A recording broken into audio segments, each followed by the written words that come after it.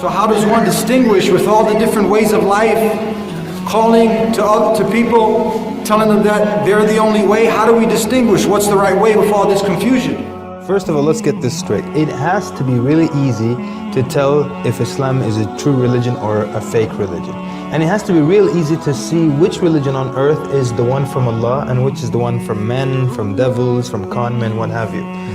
It can't be that the one true religion from Allah, that's genuinely from God, is going to look exactly and not discernible from the one that's from devils, one that's written by men or made up by men or altered by men, and I can't tell which is the one authored by Allah and which is the one authored by people. It can't be. Then he finished the sentence. He said, I'll go to your faith. It's better than my faith, but you'll need proof. And I said, man, religion has never been about proof. It's about faith. That's it. That's what religion is. He said, in Islam, we have both. We have proof and faith. We have both. We have proof and faith. We have both. We have proof and faith. So different people from different religions used to knock on my door. And once the discussions got down to evidence, they had no answers. And that wasn't going to fly with me. And then I discovered Islam. And shortly after, I became Muslim. 1,400 years ago, when the world was immersed in darkness, the Quran was revealed, which brought light to a beleaguered world. And whereas the earlier books came with many scientific mistakes due to the hand of man having delved into them, the Quran had none of these contradictions. The world thought there could be no reconciliation between religion and science. But the Quran mentioned many scientific facts in great detail, like how a human being developed in the mother's womb. As a medical doctor, particularly attracted to natural sciences and physiology, I must confess that in 1972, when I read the Quran in the original text for the first time, these data concerning man were those which impressed me most. Muhammad could not have known these facts about human development in the 7th century because most of them were not discovered until the 20th century. Muslims and others are justified in concluding that these facts could only have been revealed to Muhammad by the one who knows all about us, not only about how we developed, but how we live and function.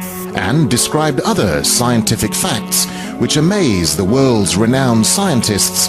Actually, I'm very much impressed by finding true astronomical facts in Quran. I personally can't see how this could be a mere chance. There are too many accuracies. And like Dr. Moore, I have no difficulty in my mind reconciling that this is a divine inspiration or revelation which led him to these statements. Let me go straight to the second argument, which is about the miraculous nature of the Quran. The Quran being a signpost to the transcendent. What I mean by this is that the Quran can only be best explained by the fact that it is a divine book. And I'm going to use the inimitability of the Quran for this. Now, what do I mean by inimitability?